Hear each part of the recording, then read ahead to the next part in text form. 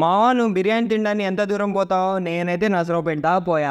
ఎందుకు? ఫ్రెండ్ గాడు అన్నాడు నసరావుపేట వస్తే అక్కడ ఫేమస్ బిర్యానీ తినిపిస్తానన్నాడు. సో అందుకని నసరావుపేట వచ్చేసా.